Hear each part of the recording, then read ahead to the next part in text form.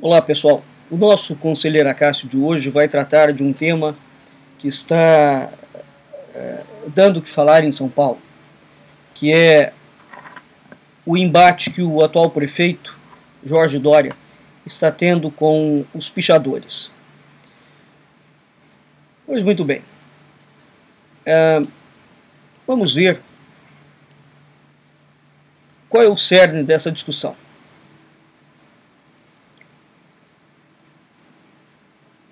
Jorge Dória, desde que assumiu, aliás, antes dele assumir, a esquerda vandalizou inúmeros monumentos em São Paulo. Assim que ele assumiu, tem um programa chamado São Paulo Cidade Linda. Não sei qual é a extensão do programa, não me detive com isso, mas sabe-se que ele encetou um combate contra os pichadores, atraindo para si a crítica ferina de uma legião de esquerdopatas e de pensadores de uma suposta direita, dizendo que é um absurdo combater os pichadores, e os pensadores e os supostos direitosos dizem que é um absurdo o prefeito gastar dinheiro para limpar a cidade quando há tantos hospitais abandonados. A ignorância brasileira realmente é uma coisa formidável e é inigualável. O que está por trás dessa atitude higienizadora de Dória? Sobre a minha perspectiva, evidentemente, uma vez que eu não conheço, portanto não posso afirmar que o que move ele é o que eu vou falar, mas, de toda feita, em não sendo isto, não faz a menor diferença, porque o resultado que o paulistano colherá será exatamente o que eu vou falar. Ora, se nós analisarmos com absoluta isenção, as cidades brasileiras, em sua imensa maioria, são um lixo a céu aberto. Não só lixo de sujeira, elas são feias, elas são grotescas, elas têm prédios e uma arquitetura chinfrim. Todas elas compõem um ambiente de pobreza, de feiura, feiura mesmo. Um paralelo, nós podemos ir em qualquer lugar da Europa, em qualquer lugar dos Estados Unidos, que não tem muito dinheiro, e nós vemos por lá um outro cenário. Portanto, o que está em discussão aqui não é a falta de dinheiro, é outra coisa. É um plano estético. Excetuando-se a beleza das cidades coloniais, que não é obra da República, e nem tampouco foi obra do Império, mas sim obra da coroa portuguesa, excetuando-se a beleza das cidades coloniais, e mesmo assim com algumas ressalvas, porque a maior parte delas está completamente descaracterizada, a marca urbana do Império e da República, do Império a partir de 1822 e da República, a marca urbana é a desordem, a baranguice, a fealdade, o desleixo. E essa horrorosidade é tão ampla e ela é tão disseminada por todo o Brasil e por toda a trajetória da República que evidentemente não se trata de mera casualidade. A feiura no Brasil é um projeto político. E é isso que é preciso entender.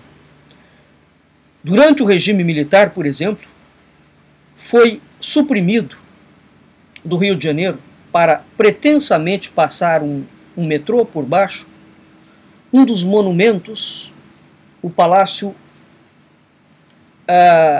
Mourisco, que era uma das obras arquitetônicas, uma das coisas mais lindas do mundo. O Rio de Janeiro era uma cidade tão linda, tão linda, tão linda, durante o período da coroa portuguesa e parte do Império, que o Rio de Janeiro foi chamado de a Paris dos trópicos. Quando a República veio, acabou com tudo. O descaso com os monumentos históricos é um outro exemplo. Isso não se trata de falta de recurso. Trata-se de apagar a memória nacional. Por quê? Porque o comunismo é minemofóbico. Uma das características de governos comunistas, socialistas, maçônicos é exatamente a ação minemofóbica. Portanto, é a ação de enfeiar o mundo e de apagar a memória da beleza do mundo. Portanto, a feiura, a baranguice, a desordem, a fealdade que foi implantada no Brasil é um projeto político. O cenário urbanístico do Brasil remete ao apocalipse. Ao mesmo tempo, nós temos o contraste de uma natureza absolutamente exuberante, lindíssima, e quando calha de uma cidade brasileira, como Rio de Janeiro, ter um contorno geográfico lindíssimo, a feiura e a sujeira, de certa forma, ficam escamoteadas por conta do cenário exuberante da beleza paisagística, que é feita por Deus, não é feita pelo homem. Mas, quando nós analisamos, esse contraste entre a natureza exuberante e o traçado urbanístico da cidade salta à vista. O contraste, porque um é o belo em si e o outro é o feio em si. Todos os brasileiros, quando viajam ao exterior, ficam impressionados com a ordem, a cultura, a limpeza e a beleza das cidades. Portanto, nós estamos falando de um plano estético. Há quase 20 anos atrás, quando eu dava aula para os alunos de arquitetura do programa Passem, eu citei inúmeras vezes para eles uma teoria que foi desenvolvida na França há muitas décadas atrás, chamada esteticistas de cidade. O que é essa teoria? Essa teoria é tão somente a intervenção da restauração do conceito de belo no plano urbanístico. Porque os europeus sabem há muito tempo, e os americanos também, que a feiura chama a feiura. O caos chama o caos. Quer ver um exemplo disso? A teoria das janelas quebradas, que foi desenvolvida na escola de Chicago, né, por James Wilson e George Killing, explica exatamente isso. Ou seja, se você quebra uma janela de um edifício, quebra o vidro de um carro, e você não conserta aquilo ali, a tendência é que os vândalos passam a arremessar pedras nas janelas, nos carros, a ocupar os edifícios, a destruir. Isso quer dizer que a desordem gera desordem, que um comportamento antissocial pode dar origem a vários delitos, e é por isso que qualquer ato desordeiro, por mais insignificante que ele pareça, como uma pichação, deve ser reprimido, sim. Do contrário, esse ato é um difusor de inúmeros outros crimes, absolutamente graves. Essa foi a base teórica para o prefeito de Nova York, por exemplo, Rudolph Giuliani, aplicar o programa de tolerância zero. Pois é exatamente o espírito dessa teoria que o Jorge Doria está aplicando em São Paulo. Portanto, recuperar a beleza. E olha que São Paulo, quando nós vemos a São Paulo imperial e os belíssimos palacetes que ainda restam de São Paulo, do início do século XX, nós vemos que a São Paulo de antes e a São Paulo de hoje, a de hoje é horrível, horrivelmente feia. Né? Então, esse desmonte da beleza e, ao mesmo tempo, o assalto da feiura tomou conta do Brasil inteiro. Portanto, o programa de Jorge Doria de recuperar a beleza e com ela a ordem, ele impacta diretamente no psiquismo do cidadão. Porque o psiquismo do cidadão se desestrutura com a feiura, com o mal, com o caos. Haja vista que os indivíduos, depois da guerra, voltam em frangalhos. Portanto, toda a ideia de violência, de feiura, de mal, de desordem, desestrutura psiquicamente a pessoa. É preciso colocar, sim, na cadeia essas pessoas que enfeiam o mundo. essas pessoas que emporcalham o mundo, essas pessoas que transformam o mundo numa latrina. Agora, qual é a origem disso? O pensamento comunista, socialista, gramsciano, maçônico, instaurou no mundo a apologia da feiura, a apologia do mal.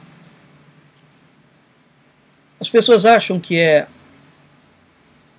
um mero discurso, ou que não tem relação. A razão pela qual os esquerdistas são sempre uma gente com um ar sujo, que não toma banho, desgrenhado. De tal modo que quando você olha para a pessoa, você fica assustado. E tanto eles sabem disso, que eles chamam as pessoas que têm ar limpo, que tomam banho, que cortam cabelo, homens que fazem a barba, mulheres que andam bem vestidas, essas pessoas são chamadas de coxinhas, de snobs, de pedantes. Portanto, sobre a ótica desses psicopatas, a feiura é a norma, e junto com ela, o mal é a regra. Comunistas, socialistas, gramscianos, maçônicos são a encarnação do mal. Esse é o projeto do século XX, fazer com que o mal encarne.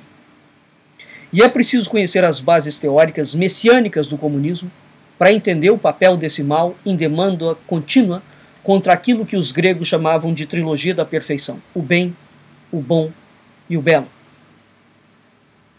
Um outro erro clássico que nós vemos, inclusivamente de intelectuais, criticando a beleza, por exemplo, do Vaticano, a beleza dos palácios, a beleza das casas reais. Ora, realmente, a ignorância é formidável. As casas dos monarcas e da nobreza, bem como os edifícios religiosos, os monumentos sacros antigos, são extremamente sofisticados, não por um mero pedantismo ou por um esbanjamento, mas porque havia o exato entendimento estético arquitetônico de que esses locais representavam a beleza de Deus. Portanto, enquanto exemplos arquitetônicos, eles devem ser o exemplo em si da própria beleza divina. Se nós pensarmos na casa de Deus, a casa de Deus, Deus é o que há de mais belo no universo. Portanto, a casa de Deus é consoante a isso. Emanuel Swedenborg, na obra dele Do Céu, do Inferno e dos Anjos, relata os tipos de anjos e as hierarquias angélicas, e ele fala que as hierarquias angélicas mais sublimes, portanto os anjos mais evoluídos, moram em palácios absolutamente indescritíveis, exatamente porque a beleza do palácio é equivalente à beleza do corpo do anjo, e é equivalente ao papel que ele desempenha na ordem do mundo, consoante Deus lhes deu. Isso é o que está por trás da ideia da beleza antiga. Hoje, o rico, a classe média e os pobres no Brasil, ambos são feios, são barangas, são sujos e são incultos. Você não discerne mais o chamado reino das qualidades. Você não discerne mais a educação de berço. O reino das qualidades inexiste no Brasil. E com ele, o Brasil chafurda na mais absoluta lama. E essa lama é um tipo de areia movediça que a cada movimento que o Brasil faz, ele afunda mais. E a sociedade é levada cada vez mais baixo, para o fundo de um abismo que parece não ter fim. E não tem mesmo.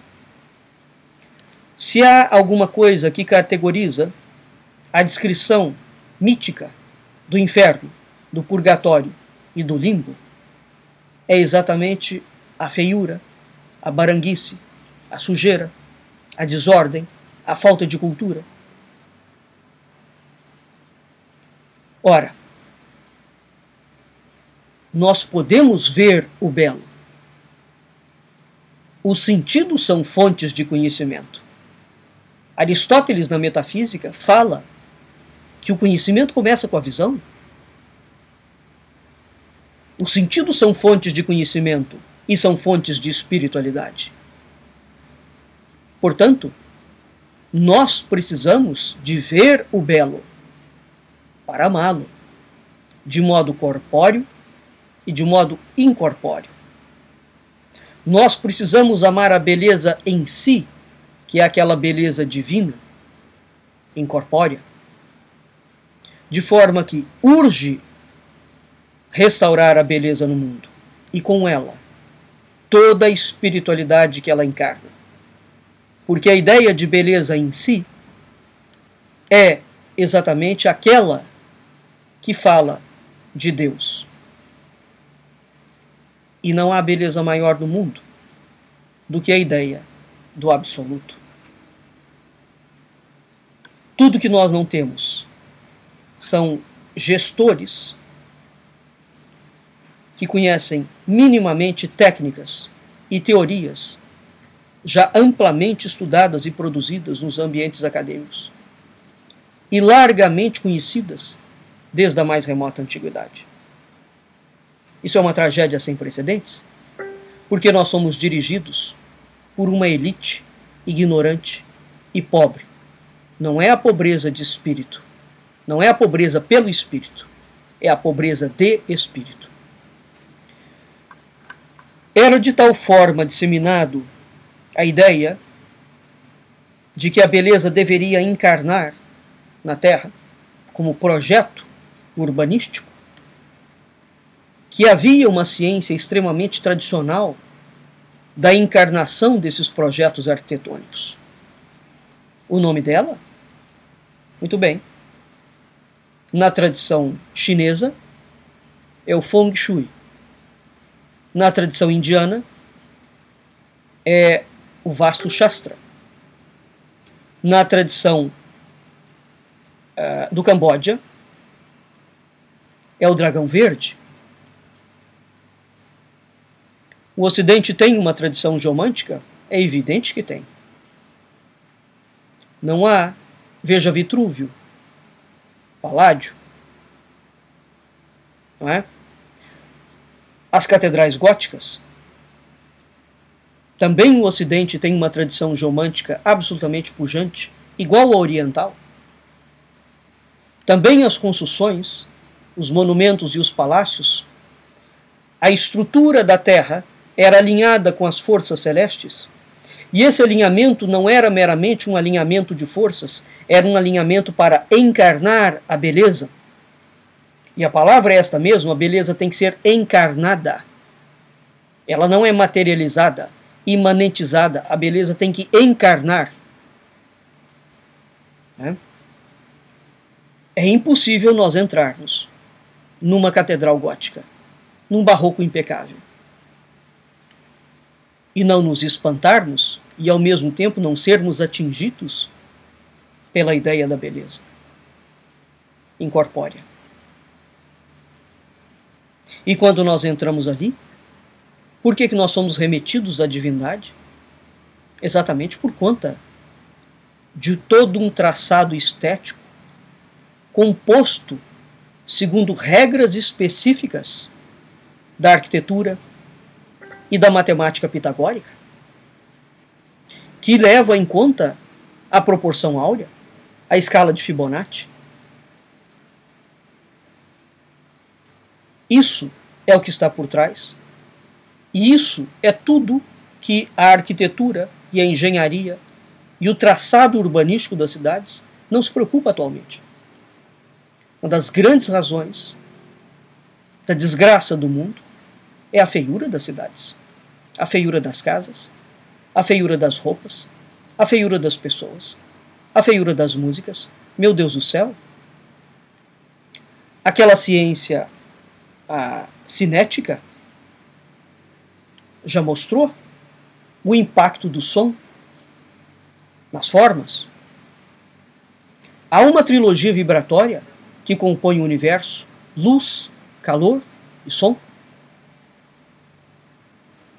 Quando você olha para todos os monumentos antigos, seja no aspecto paisagístico, portanto a composição de jardim, seja no aspecto arquitetônico, né? Seja na composição do mobiliário, da estatuária, da iconografia, tudo operava segundo as regras do decoro de Deus. Hoje nós não temos nada disso. Isso tudo acabou. A única forma que nós podemos ver a beleza é visitando os museus. Um grande mal se abateu sobre o mundo. E junto com o mal, a feiura, a decadência, a pobreza. Não é a pobreza de dinheiro, é a pobreza de espírito. É a desordem. Quando nós vamos a Portugal, as vilas mais pequenas são de uma beleza ímpar. Quem já foi à Grécia? Casas minúsculas, de pequenos pescadores, são limpas, brancas, impecáveis, de tal modo que aquele contraste entre o azul do Mediterrâneo, aquele azul celeste, o azul de Nossa Senhora, está perfeitamente refletido no branco calcário das casas gregas. A Grécia é um país arenoso, de solo pobre, mas belo. Portanto, nós não temos mais compromisso com a beleza. Aliás, sequer sabemos reconhecê-la onde ela está. Portanto, a recuperação da beleza dentro da intervenção paisagística, no dia que o Brasil for um país sério, ele terá, dentro das suas equipes de urbanismo, arquitetos que lidam com arquitetura sagrada. E aí sim, aliado com as maiores pesquisas no campo da neurociência, nós poderemos ter uma solução factível para o problema das cidades. Porque, sem sombra de dúvidas, uma das causas da violência é a feiura. Esta obra nossa, Geomancia em Portugal, estuda exatamente esses casos, dentro do âmbito da arquitetura. E nós vamos ver o quão rica era a tratadística arquitetônica portuguesa sobre esse tema. O papel de Jorge Doria está absolutamente correto. Os ignorantes que estão preocupados com dinheiro, antes de estar preocupado com a beleza, são exatamente isso mesmo, gente ignorante. E que deveria fazer um enormíssimo favor de ficar quieto, ao invés de dar palpites tão despropositados. Um país que reduz tudo a uma mera questão de secos e molhados, de mais dinheiro ou menos dinheiro, prova que está na mais absoluta decadência, no fundo do poço mesmo, porque ele não consegue discernir o bem do mal. Até o próximo. Conselheiro Acácio.